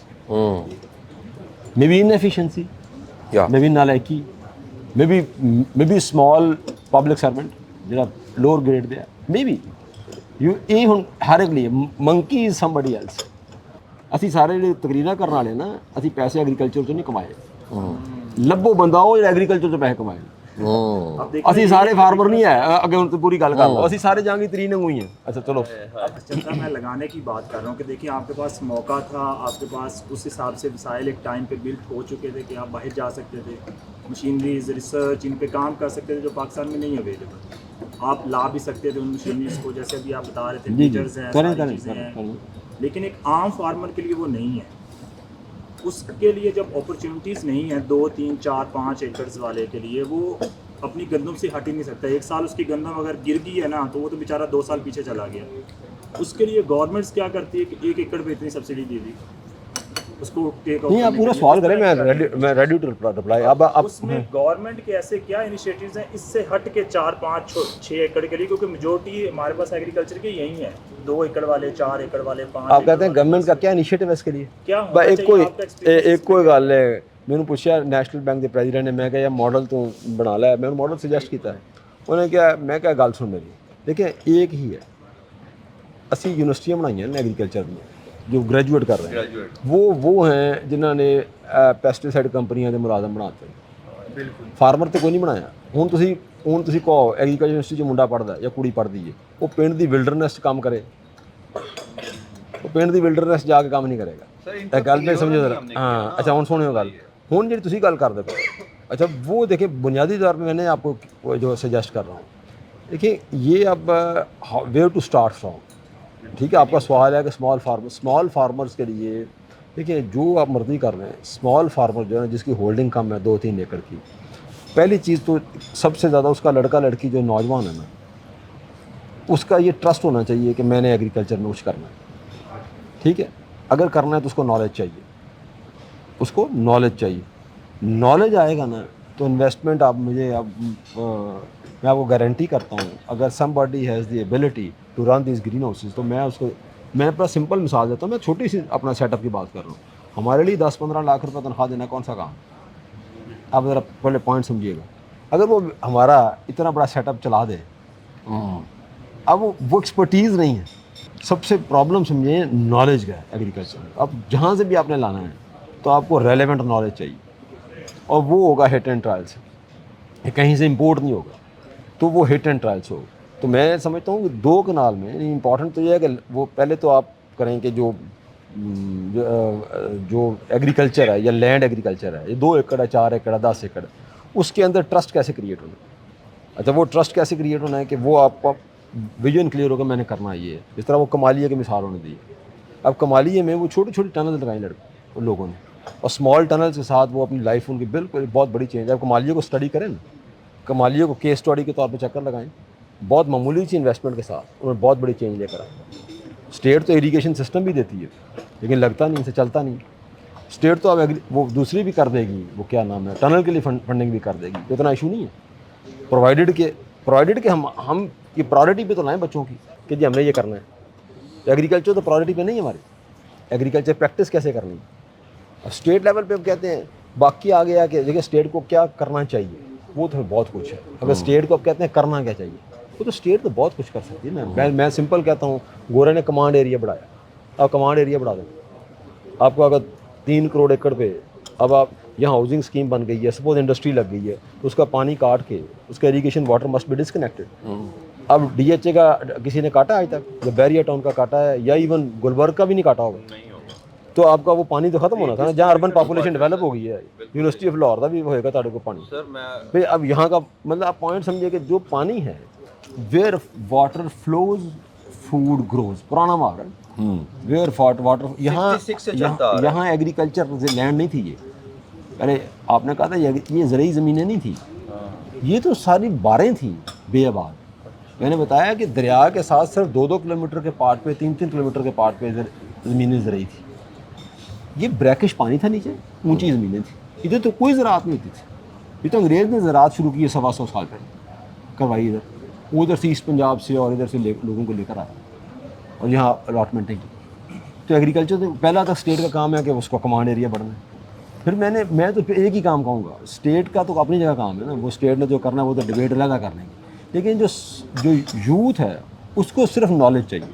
ہم ایک ٹرسٹ کریں کریٹ اپنے اندر کہ یار یہ ایگریکلچر سے ہم چینج لے آئیں گے، تو 2 ایکڑ والا فارمر بھی ریولیوشن لے آئے گا. No doubt. کیونکہ اس کی لیبر کاسٹ کوئی نہیں ہوگی، وہ خود ہوگا فارمر، اس کی بیوی ہوگی، اس کی بیٹی ہوگی، اس کا بیٹا ہوگا. جب وہ خود فیملی کام کرے تو لیبر کاسٹ سب سے بڑی کاسٹ ہوتی ہے. لیبر کاسٹ نیل ہوگی اور وہ بھی ایکسپرٹ لیبر. پوائنٹ سمجھے. اب وہ جو فارمر ہے، فارمر اون کرتا ہے لینڈ. اب آپ یہ دیکھیں گے ان گاؤں میں بھی تو کتنے لوگ ہیں جو اون کرتے ہیں فارمنگ کر رہے ہیں. میکسیمم لوگ شہروں میں جا کے جابس کر رہے ہیں، انڈسٹری میں جابس کر رہے ہیں. ਇਹ ਸਵਾਲ ਜਿਹੜਾ ਨਾ ਜੀ, ਇਹ ਸਵਾਲ ਮੈਂ ਲੇਗਾ ਇੱਕ ਪੂਰੇ ਇੱਕ ਵਾਕਿਆ ਨਾਲ, ਲਤੀਫੇ ਨਾਲ ਜੁੜਦਾ ਹੈ, ਤੇ ਫਿਰ ਉਹਦੇ ਬਗੈਰ ਮੈਂ ਸਮਝਾ ਨਹੀਂ ਸਕਾਂਗਾ ਸਵਾਲ ਹੈ. ਉਹ ਕਹਿੰਦੇ ਨੇ ਕਿ ਇੱਕ ਟਾਈਮ ਤੇ ਨਾ ਜੀ 2 ਮਰਾਸੀਆਂ ਨੂੰ ਨਾ ਬਾਦਸ਼ਾਹ ਨੇ ਸਜ਼ਾ ਸੁਣਾ ਦਿੱਤੀ ਕਿ ਤੁਹਾਨੂੰ ਫਾਂਸੀ ਹੋਣੀ, ਤੇ ਇੱਕ ਖਾਹਿਸ਼ ਪੂਰੀ ਹੋਣੀ. ਇੱਕ ਖਾਹਿਸ਼ ਪੂਰੀ ਹੋਣੀ. ਤੇ ਪਹਿਲੇ ਮਰਾਸੀ ਨੂੰ ਉਹਨਾਂ ਨੇ ਪੁੱਛਿਆ ਕਿ ਕਿਉਂਕਿ ਤੈਨੂੰ ਫਾਂਸੀ ਹੋਣੀ ਹੈ ਤੇ ਇੱਕ ਖਾਹਿਸ਼ ਤੂੰ ਕਰ ਲੈ. ਉਹਨੇ ਖਾਹਿਸ਼ ਕੀਤੀ ਕਿ ਜੀ ਮੈਂ ਸਰੰਗੀ ਸਿੱਖਣੀ. ਉਹਨੇ ਕਿਹਾ ਕਿੰਨੇ ਕੁ ਟਾਈਮ ਵਿੱਚ ਸਿੱਖ ਲੇਗਾ ਤੂੰ? ਉਹਨੇ ਕਿਹਾ ਜੇ ਅੱਛਾ ਉਸਤਾਦ ਹੋਇਆ 5 ਸਾਲ ਲੱਗ ਜਾਂਦੇ. ਉਹਨੇ ਕਿਹਾ ਜੀ ਠੀਕ ਹੋ ਗਿਆ. ਤੇ ਇਹਦਾ ਮਤਲਬ ਹੈ ਤੂੰ 25 ਸਾਲ ਦਾ, ਹੁਣ ਤੇਰੀ ਉਮਰ ਕਿੰਨੀ? ਉਹਨੇ ਕਿਹਾ ਜੀ 40 ਸਾਲ. ਉਹਨੇ ਕਿਹਾ ਠੀਕ ਹੈ, ਬਾਦਸ਼ਾਹ ਨੇ ਸਾਈਨ ਕਰ ਦਿੱਤੇ. ਉਹਨੇ ਕਿਹਾ 65 ਸਾਲ ਦੀ ਉਮਰ ਤੈਨੂੰ ਫਾਂਸੀ ਦੇ ਦਿਓ ਕਿਉਂਕਿ ਇਹ ਤਦ ਤੱਕ ਸਿੱਖ ਚੁੱਕਿਆ ਹੋਏਗਾ ਸਰੰਗੀ. ਦੂਜੇ ਨੂੰ ਪੁੱਛਿਆ ਤੇ ਦੂਜੇ ਨੇ ਬਾਦਸ਼ਾਹ ਵੱਲ ਵੇਖਿਆ ਤੇ ਫਿਰ ਜਿਹਨੇ ਸਿੱਖਣੀ ਸੀ ਪਹਿਲਾ ਮਰਾਸੀ ਉਹਦੇ ਵੱਲ ਵੇਖਿਆ. ਪਾਣੀ ਲਾ. ਉਹਨੇ ਕਿਹਾ ਤੂੰ ਵੀ ਸਰੰਗੀ ਸਿੱਖਣੀ ਹੋਏਗੀ? ਕਹਿੰਦਾ ਜੀ ਹਾਂ ਜੀ ਮੈਂ ਵੀ ਸਰੰਗੀ ਸਿੱਖਣੀ ਹੈ, ਲੇਕਿਨ ਇਹ ਸਿੱਖ ਲੇਗਾ ਤੇ ਮੈਂ ਤੇ ਕੁਝ ਸਿੱਖਾਂਗਾ. ਫਿਰ ਮੈਨੂੰ ਫਾਂਸੀ ਦੇ 50. ਸਾਡੇ ਸਿਸਟਮ ਵਿੱਚ ਇਹ ਵਸੀਮ ਸਾਹਿਬ ਫਾਲਟ ਹੈ ਕਿ ਸਾਨੂੰ ਸਾਰੇ ਕਹਿੰਦੇ ਨੇ ਸਾਨੂੰ ਇੱਕ ਮੌਕਾ ਹੋਰ ਦਿਓ, ਫਿਰ ਦੇਖੋ ਅਸੀਂ ਕੀ ਕਰਨੇ ਆ. ਇਹ ਹੁਣ ਜਿਨ੍ਹਾਂ ਨੂੰ 3-3 ਮੌਕੇ ਮਿਲੇ, ਜਿਨ੍ਹਾਂ ਨੂੰ 2-2 ਮੌਕੇ ਮਿਲੇ, ਜਿਨ੍ਹਾਂ ਨੂੰ ਕਿੰਨੀ ਵਾਰੀ ਫਿਰ ਮੌਕਾ ਮਿਲਿਆ, ਫਿਰ ਕਈਆਂ ਨੂੰ ਅਸੀਂ ਪੂਰੀ ਕੌਮ ਚੰਦੀਆਂ ਨੂੰ ਫਿਰ ਮੌਕਾ ਦਿਓ. ਅਸੀਂ ਇਹ ਮੌਕਾ ਫਿਰ ਲੈਣ ਤੇ ਇਹ ਸਰੰਗੀ ਸਿੱਖੇਗਾ ਤੇ ਫਿਰ ਮੈਨੂੰ ਸਿਖਾਏਗਾ. ਇਸ ਸਾਈਕਲ ਤੋਂ ਬਾਹਰ ਕਿਸ ਤਰ੍ਹਾਂ ਆ ਸਕਨੇ ਆ? ਦੁਨੀਆ ਦੇ ਵਿੱਚ ਕਿਹੜੇ ਮਾਡਲ ਨੇ ਜਿਨ੍ਹਾਂ ਨਾਲ ਕੌਮਾਂ ਜਿਹੜੀਆਂ ਨੇ ਉੱਤੇ ਉੱਠੀਆਂ ਨੇ? میرے کو جو پوچھتے ہیں، میرا خیال شاہ صاحب جو آپ کا جو پوائنٹ ہے نا، یہ کویسچن از ایکسٹریملی ویلڈ. اچھا جڑے رولرز نے یا جڑے بھی لوگ چلا رہے ہیں نظام، انہوں نے ایک سوال، قوم سوال صحیح کرے گی تو جاؤ جواب دینے کے یہاں پر ہو جائیں گے. جی تو سوال صحیح نہیں کرنا، ٹھیک میں کویسچن فریم ٹھیک نہیں کرنا تو جواب انہوں نے وہ تو چاہتے ہیں گرد اڈی رہے. گل وہ تو چاہتا ہے سسٹم تو چاہ رہے گرد اڈی رہے، لوگوں کو پتہ نہ لگے. لوگ سوال ہوں سوال کی ہے، مینوں بندے نے کہا کہ شروع کیویں ہونا، مطلب ہوتا نہیں آپس میں ہائپوتھیٹیکل کویسچن کرتے ہیں. اسی شروع کرنا تو ਕਿੱਥੋਂ ਕਰਾਂਗੇ, ਲੇਕਿਨ ਅਗਰ ਕਰੇ ਸਟੇਟ ਤੇ ਕਿੱਥੋਂ ਕਰੇ? ਦੇਖੋ ਪ੍ਰੋਬਲਮ ਆਈਡੈਂਟੀਫਾਈ ਕਰੀਏ ਕੀ ਪ੍ਰੋਬਲਮ ਪਾਕਿਸਤਾਨ ਦਾ ਆਈਡੈਂਟੀਫਾਈ ਕਰੀਏ ਨਾ ਪਹਿਲਾਂ, ਇਹਦੀ ਕਿਆ ਪ੍ਰੋਬਲਮ, ਲੋਕੀ ਖਾ ਗਏ ਨੇ ਪ੍ਰੋਬਲਮ ਹੈ, ਲੋਕੀ ਪਤਾ ਪੀ ਗਏ ਨੇ ਪ੍ਰੋਬਲਮ ਹੈ, ਕੀ ਪ੍ਰੋਬਲਮ ਹੈ? ਪ੍ਰੋਬਲਮ ਤੇ ਦੇਖੀਏ ਨਾ ਕਿ ਵੀ ਤਾਲੀਮ ਕੋਈ ਕਹਿੰਦਾ ਪ੍ਰੋਬਲਮ ਹੈ, ਕੋਈ ਕਹੇਗਾ ਕਿ ਪ੍ਰੋਬਲਮ ਤੁਹਾਡਾ ਹੈਲਥ ਹੈ, ਕੋਈ ਕਹੇਗਾ ਜਨਾਬ ਤੁਸੀਂ ਇੱਥੇ ਸਿਕਿਉਰਿਟੀ ਤੁਹਾਡਾ ਪ੍ਰੋਬਲਮ ਹੈ। ਦੇਖੋ ਪ੍ਰੋਬਲਮ ਨੂੰ ਆਈਡੈਂਟੀਫਾਈ ਅਗਰ ਕਰੀਏ ਤਾਂ ਡਾਲਰਸ ਫੋਰਨ ਪੂਰੀ ਅੱਜ ਦਾ ਨਿਜ਼ਾਮ ਹੈ ਦੁਨੀਆ ਦਾ, ਅਸੀਂ ਇੰਟਰਡਿਪੈਂਡੈਂਟ ਹਾਂ। ਸਾਨੂੰ ਦਵਾਈਆਂ ਵੀ ਇੰਪੋਰਟ ਕਰਨੀਆਂ ਨੇ, ਸਾਲਟ ਵੀ ਇੰਪੋਰਟ ਕਰਨਾ ਹੈ, ਬਹੁਤ ਚੀਜ਼ਾਂ ਇੰਪੋਰਟ ਕਰਨੀਆਂ ਨੇ, ਉਹਦੇ ਨਾਲ ਇਕਨੋਮੀ ਚੱਲਦੀ ਹੈ। ਅਗਰ ਟੈਕਸਟਾਈਲ ਐਕਸਪੋਰਟ ਕਰਨੀ ਹੈ ਤਾਂ ਬਹੁਤ ਕੁਝ ਇੰਪੋਰਟ ਵੀ ਕਰਦੇ ਸੀ। ਅੱਛਾ, ਉਹਦੇ ਡਾਲਰ ਦੀ ਸ਼ਾਰਟੇਜ। ਹੁਣ ਡਾਲਰ ਤੁਸੀਂ ਚੈੱਕ ਕਰ ਲਓ, ਤੁਸੀਂ ਸਾਰੇ ਅਦਵਾਰ ਚੈੱਕ ਕਰ ਲਓ, ਹਰ ਗਵਰਨਮੈਂਟ, ਜਿੰਨੀਆਂ ਗਵਰਨਮੈਂਟਾਂ ਪਿਛਲੇ 25-30 ਸਾਲਾਂ 'ਚ ਆਈਆਂ ਨੇ, ਇੱਕ ਗਵਰਨਮੈਂਟ ਚੈੱਕ ਕਰ ਲਓ ਜਦੋਂ ਆਈ ਹੈ ਤਾਂ ਜੋ ਗਈ ਹੈ, ਹਰ ਗਵਰਨਮੈਂਟ ਨੇ ਜਦੋਂ ਜਾਂਦੀ ਹੈ ਉਹ ਡੈਫਿਸਿਟ 'ਚ ਜਾਂਦੀ ਹੈ। 21-22 ਤੋਂ ਚੈੱਕ ਕਰ ਲਓ, ਸੀ ਪਿਛਲੇ ਚੈੱਕ ਕਰ ਲਓ, ਉਸ ਤੋਂ ਪਹਿਲਾਂ ਚੈੱਕ ਕਰ ਲਓ, 58 ਅਰਬ ਡਾਲਰ ਦੀਆਂ ਤੁਹਾਡੀਆਂ ਰੈਮਿਟੈਂਸ ਪਲੱਸ ਐਕਸਪੋਰਟ, 71 ਅਰਬ ਡਾਲਰ ਦੀ ਇੰਪੋਰਟ। ਉਸ ਤੋਂ ਬਾਅਦ ਹੁਣ ਚੈੱਕ ਕਰ ਲਓ, ਹਰ ਦੌਰ 'ਚ ਉਸ ਤੋਂ ਪਹਿਲਾਂ ਚੈੱਕ ਕਰ ਲਓ, ਜਿਹੜੀ ਗਵਰਨਮੈਂਟ ਜੋ ਜਾਂਦੀ ਹੈ ਉਦੋਂ ਉਹਦੀ 3% ਦੇ ਕਰੀਬ ਉਹ GDP ਤੋਂ ਮਾਈਨਸ ਹੁੰਦਾ ਹੈ ਕਰੰਟ ਅਕਾਊਂਟ, ਕਰੰਟ ਯਾਨੀ ਇੱਕ। ਔਰ ਉਸ ਤੋਂ ਇਲਾਵਾ 130 ਅਰਬ ਡਾਲਰ ਪਿਛਲਾ ਹੈ, ਉਹਦੇ 'ਚੋਂ ਵੀ ਤੁਸੀਂ 8-10 ਅਰਬ ਡਾਲਰ ਮੋੜਨਾ ਹੁੰਦਾ। ਹੁਣ ਤੁਸੀਂ ਜ਼ਰਾ ਗੌਰ ਕਰੋ ਨਾ, ਜਾਂ 12 ਉਹਦਾ ਮਾਰਕਅਪ ਵੀ ਮੋੜਨਾ ਹੈ, 20 ਅਰਬ ਡਾਲਰ ਰੋ ਤੇ ਇਹ 10 ਹੈ, ਤੁਸੀਂ 30-32 ਅਰਬ ਡਾਲਰ ਤੁਸੀਂ ਸਾਲ ਦਾ ਮਾਈਨਸ ਹੁੰਦੇ ਹੋ। ਹੁਣ ਜਿਹੜੇ ਬੰਦੇ ਨੇ 30 ਅਰਬ ਡਾਲਰ ਲਾ ਲਓ, 32 ਲਾ ਲਓ, 35 ਲਾ ਲਓ, ਮੈਨੂੰ ਨਹੀਂ ਪਤਾ ਐਗਜ਼ੈਕਟ ਕਿੰਨਾ, ਇਹ 30-35 ਅਰਬ ਡਾਲਰ ਕਿੱਥੋਂ ਆਉਣਾ? ਤੁਸੀਂ ਪੁੱਛੋ ਇਹਨਾਂ ਸਾਰੇ ਪ੍ਰੋਫੈਸਰਾਂ ਨੂੰ, ਜਿੰਨੇ ਹਕੂਮਤਾਂ 'ਚ ਪ੍ਰੋਫੈਸਰ ਨੇ, ਕਿ ਯਾਰ ਤੁਸੀਂ ਸਾਨੂੰ ਇਹ ਦੱਸ ਦਿਓ ਕਿ ਇਹ ਤੁਹਾਡੇ ਕਿੱਥੋਂ ਆਉਣਾ? ਜਦੋਂ ਇਹਨਾਂ ਕੋਲ ਜਵਾਬ ਕੋਈ ਨਹੀਂ। ਰੈਮਿਟੈਂਸ ਤੁਹਾਡੀ ਵੱਧਦੀ ਨਹੀਂ ਪਈ, ਐਕਸਪੋਰਟ ਤੁਹਾਡੀ 12% GDP ਤੋਂ 9 ਤੇ ਜਾਂ 10 ਤੇ ਆ ਗਈ ਹੈ, ਤੁਸੀਂ ਪੂਰਾ ਜ਼ੋਰ ਲਾ ਬੈਠੇ ਹੋ, ਤੁਹਾਡੇ ਕੋਲ ਨਾ ਰੈਮਿਟੈਂਸ ਵਧਣੀ ਬਲਕਿ ਸ਼ਾਇਦ ਘਟ ਜਾਏ, ਤੇ ਤੁਹਾਡੇ ਕੋਲ ਐਕਸਪੋਰਟ ਵੀ ਨਹੀਂ ਵਧਦੀ, ਤੇ ਡਾਲਰ ਕਿੱਥੋਂ ਆਉਣਾ? ਬਿਲਕੁਲ। ਮੇਰੇ ਕੋਲ ਮੈਂ ਤਾਂ ਸਿੰਪਲ ਤੁਹਾਨੂੰ ਸਵਾਲ ਕਹਿੰਦਾ ਕਿ ਇੱਕ ਸਿਰਫ ਸਵਾਲ ਦਾ ਜਵਾਬ ਇਹਨਾਂ ਕੋਲ ਮੰਗ ਲਈਏ ਕਿ ਸਾਨੂੰ ਜ਼ਰਾ ਹਾਈਪੋਥੈਟੀਕਲ ਮਤਲਬ ਵੇ ਫਾਰਵਰਡ ਐਕਸਪਲੇਨ ਕਰੋ ਨਾ, ਤੁਸੀਂ ਡਾਲਰ ਲਿਆਓਗੇ ਕਿੱਥੋਂ? ਇਹ ਕਹਿੰਦੇ ਇੰਡਸਟਰੀਅਲ ਸਟੇਟਾਂ ਬਣਾਵਾਂਗੇ, ਉਹ ਨਹੀਂ ਯਾਰ, ਇਹ ਗੱਲਾਂ ਬਾਅਦ ਦੀਆਂ ਨੇ। ਇਹ ਅਗਲੇ ਸਾਲ ਦਾ ਕਿਵੇਂ ਹੋਣਾ, ਉਸ ਤੋਂ ਅਗਲੇ ਸਾਲ ਕਿਵੇਂ ਹੋਣਾ? ਕਰਜ਼ੇ ਲੈ ਕੇ ਪੂਰਾ ਕਰੋਗੇ, ਕਰਜ਼ੇ ਲਓਗੇ 130 ਅਰਬ ਡਾਲਰ ਤੇ 140 ਹੋ ਜਾਣਗੇ, ਅਗਲੇ ਸਾਲ 160 ਹੋ ਜਾਣਗੇ। ਇਹਨੇ ਫਿਰ ਕਿੰਨੇ ਨੇ? ਇਹੀ ਹੋ ਰਿਹਾ। GDP ਘਟਦੀ ਪਈ ਹੈ, ਉਹ ਵੱਧਦੇ ਪਏ ਨੇ। ਹੁਣ 400 ਅਰਬ ਡਾਲਰ ਦੀ GDP ਚੋਂ ਤੁਸੀਂ ਕੀ ਕਰੋਗੇ? ਹੁਣ ਉਹਦਾ ਡਾਲਰ ਦਾ ਸ਼ਾਰਟੇਜ ਹੈ ਨਾ ਜੀ। ਵੇਖੋ ਸਭ ਤੋਂ ਇੰਪੋਰਟੈਂਟ ਹੈ ਕਿ ਉਹ ਮੇਰੇ ਕੋਲ ਪੁੱਛੋ, ਤੇ ਸਾਨੂੰ ਪੁੱਛਦੇ ਹੋ, ਜਿਹੜਾ ਹੁਣ ਇਹ ਸਵਾਲ ਠੀਕ ਨਹੀਂ ਅਸੀਂ ਕਰਨਾ ਤੇ ਉਹਨਾਂ ਨੇ ਜਵਾਬ ਕੋਈ ਦੇਣਾ ਨਹੀਂ। ਉਹ ਟੈਕਸ ਪੇਅਰ ਦੇ ਪੈਸੇ ਨਾਲ ਸੜਕਾਂ ਕਿਉਂ ਬਣਦੀਆਂ? ਕਦੀ ਪੁੱਛਿਆ ਸੀ? ਟੈਕਸ ਪੇਅਰ ਦੇ ਪੈਸੇ ਦੇ ਨਾਲ ਮਿਊਨਿਸਪਲ ਸਰਵਿਸਿਜ਼ ਕਿਉਂ ਮੇਨਟੇਨ ਹੁੰਦੀਆਂ? ਟੈਕਸ ਪੇਅਰ ਦੇ ਪੈਸੇ ਨਾਲ ਵਾਸਾ ਦੇ ਪਾਈਪਲਾਈਨਾਂ ਕਿਉਂ ਚੱਲਦੀਆਂ ਨੇ? ਟੈਕਸ ਪੇਅਰ ਦੇ ਪੈਸੇ ਨਾਲ ਸੂਵੇਜ ਦੇ ਪੰਪ ਕਿਉਂ ਚੱਲਦੇ ਨੇ? ਇਹ ਟੈਕਸ ਦਾ ਕੰਮ ਤੇ ਨਹੀਂ ਕਿ ਟੈਕਸ ਪੇਅਰ ਦਾ ਕੰਮ, ਇਹ ਤੇ ਮਿਊਨਿਸਪਲ ਸਰਵਿਸਿਜ਼ ਦੀ ਫੀਸਾਂ ਨੇ, ਇਹ ਤੇ ਫੀਸਾਂ ਹੁੰਦੀਆਂ ਨੇ। ਤੁਸੀਂ ਮਿਊਨਿਸਪਲ ਸਰਵਿਸ ਦੀ ਫੀਸ ਹੈ, ਟੈਕਸ ਪੇਅਰ ਦੇ ਪੈਸੇ ਨਾਲ 에ਅਰਪੋਰਟ ਤੋਂ ਬਣਦੇ ਨੇ, ਜੇ ਪੂਰੀ ਦੁਨੀਆ ਦੇ 에ਅਰਪੋਰਟ ਪ੍ਰਾਈਵੇਟ ਬਣਦੇ ਨੇ। ਇੱਕ ਜੇ ਜਗ੍ਹਾ ਵਰਕੇਬਲ ਨਹੀਂ ਗਈ ਤਾਂ ਦੂਜੀ ਜ਼ਿਆਦਾ ਵਰਕੇਬਲ ਹੈ, ਉੱਥੋਂ ਪੈਸੇ ਜ਼ਿਆਦਾ ਆਉਣਗੇ, ਇੱਥੇ ਤੁਸੀਂ ਲਾ ਲਓਗੇ, ਕ੍ਰਾਸ ਸਬਸਿਡੀ ਮਾਡਲ ਹੋਏਗਾ। ਤੁਸੀਂ ਵੇਖੋ ਸਭ ਤੋਂ ਇੰਪੋਰਟੈਂਟ ਸਵਾਲ ਸਾਡਾ ਇਹਦੇ ਨੇ, we need to train our nation to frame a question. ਜੇ ਤੁਸੀਂ ਮੈਨੂੰ ਕਹਿੰਦੇ ਨਾ, ਉਹਦਾ ਸਿਰਫ ਇੱਕ ਹੀ ਮੇਰਾ ਜਵਾਬ ਹੈ ਕਿ we need to train the nation, ਕਿ ਉਹ ਕੁਐਸਚਨ ਸਹੀ ਫਰੇਮ ਕਰਨਾ। ਅਗਰ ਤੁਸੀਂ ਕੁਐਸਚਨ ਸਹੀ ਫਰੇਮ ਕਰ ਲੋਗੇ, ਉਸ ਯਾਰਡ ਸਟਿਕ ਤੇ ਸਾਰਿਆਂ ਨੂੰ ਕਹੋ ਤੂੰ ਆਪਣਾ ਜਵਾਬ ਦੇ ਦੇ, ਵੀ ਤੂੰ ਆਪਣਾ ਜਵਾਬ ਦੇ ਦੇ, ਤੂੰ ਆਪਣਾ ਜਵਾਬ ਦੇ ਦੇ। ਜੇ ਇਹਨਾਂ ਸਾਰਿਆਂ ਕੋਲ ਕੋਈ ਜਵਾਬ ਲਾ ਜਾਏ ਤਾਂ ਮੈਨੂੰ ਵੀ ਦੱਸ ਦਿਓ। ਬਿਲਕੁਲ ਠੀਕ ਹੈ, ਬਿਲਕੁਲ ਠੀਕ ਹੈ। ਸਿਰਫ ਸਵਾਲ ਕਰ ਲਓ। ਹੁਣ ਇਹ ਕਹਿੰਦੇ, ਉਹ ਇੱਕ ਕਹਿੰਦਾ ਹੈ ਜੀ ਮੈਂ ਸੜਕਾਂ ਬਣੀਆਂ ਬਣਾਤੀਆਂ, ਇੱਕ ਕਹਿੰਦਾ ਜੀ ਮੈਂ ਬੂਟੇ ਬੜੇ ਲਾਤੇ, ਇੱਕ ਕਹਿੰਦਾ ਮੈਂ ਉਹ। ਬਈ ਤੁਸੀਂ ਸਵਾਲ ਦਾ ਜਵਾਬ ਤੇ ਦਿਓ ਕਿ ਡਾਲਰ ਤੁਹਾਡੇ ਕੋਲ ਕਿੱਥੋਂ ਆਉਣੇ ਨੇ। ਬਈ ਮੈਂ ਕਹਿੰਦਾ ਕਿ ਮੈਂ ਅਗਰ ਤੁਸੀਂ ਕਹਿੰਦੇ ਰੈਮਿਟੈਂਸ ਵਧਣੀ ਹੈ, ਐਕਸਪੋਰਟ ਦਾ ਮੈਨੂੰ ਪਤਾ ਨਹੀਂ, ਕੋਈ ਇੰਡਸਟਰੀ ਮੇਰਾ ਖਿਆਲ ਹੈ ਕਿ ਜਿੰਨੀ ਕੁ ਅਸੀਂ ਸਪੋਰਟ ਕਰਤੀ ਇਸ ਤੋਂ ਬਾਅਦ ਸ਼ਾਇਦ ਨਹੀਂ ਕਰ ਸਕਦੇ ਹਾਂ ਤਾਂ ਮੈਨੂੰ ਨਹੀਂ ਪਤਾ। ਮੈਂ ਸਮਝਦਾ ਕਿ ਵੇਖੋ ਦੋ ਸ਼ੇਵਾਂ ਨੇ, ਇੱਕ ਤੇ ਓਵਰਸੀਜ਼ ਜਿਹੜਾ ਪਾਕਿਸਤਾਨੀ ਹੈ, ਉਹ 1 ਕਰੋੜ ਪਾਕਿਸਤਾਨੀ, ਉਹਨੇ ਖਰਾਦ ਦੇਣ ਨਹੀਂ ਹੋਣਾ, ਉਹ ਵਿਚਾਰੇ ਭੁੱਖੇ ਹੀ ਗਏ ਨੇ ਬਾਹਰ। ਠੀਕ ਹੈ, ਉਹਨਾਂ ਲਈ ਤੁਸੀਂ ਕੀ ਓਪਰਚੁਨਿਟੀ ਕ੍ਰੀਏਟ ਕੀਤੀਆਂ ਨੇ? Maybe tourism, maybe real estate, investment, ਦੋ ਚੀਜ਼ਾਂ ਨੇ। ਜਾਂ ਉਹ ਰੀਅਲ ਐਸਟੇਟ 'ਚ ਇਨਵੈਸਟ ਕਰਨਗੇ ਜਾਂ ਟੂਰਿਜ਼ਮ ਕਰਨਗੇ। ਬਿਲਕੁਲ ਠੀਕ ਹੈ। ਜਾਂ ਉਹ ਆਪਣੀ ਵੈਡਿੰਗਸ ਇੱਥੇ ਆ ਕਰਨਗੇ। ਤੁਸੀਂ ਉਹਨਾਂ ਨੂੰ ਕੀ ਓਪਰਚੁਨਿਟੀ ਦਿੱਤੀਆਂ ਨੇ? ਗਲਿਆਤ ਦੇ 9 ਟਾਊਨ ਨੇ, ਮੈਂ ਤੁਹਾਨੂੰ ਮਿਸਾਲ ਦਿੰਦਾ, ਗਲਿਆਤ ਦੇ 9 ਟਾਊਨ, ਬਾਕੀ ਛੱਡੋ ਸਿਰ, ਉਹ 9 ਟਾਊਨ ਗੋਰਾ ਬਣਾ ਕੇ ਉਹ ਮਾਰ ਕਰ ਗਿਆ, ਤੁਹਾਨੂੰ ਦੱਸ ਗਿਆ, ਖਨਸਪੁਰ, ਨਥੀਆ ਗਲੀ, 9 ਟਾਊਨ ਨੇ। ਹੁਣ 9 ਟਾਊਨਾਂ 'ਚ ਅਸੀਂ ਕੀ ਇੰਪਰੂਵਮੈਂਟ ਕੀਤੀ? 9 ਟਾਊਨ ਇੱਥੇ ਤੇ 9 ਅਰਬ ਡਾਲਰ ਸਾਲ ਦਾ ਨਾ ਲਿਆਉਣ ਤੇ ਕਾਹਦੇ ਪੈਸੇ?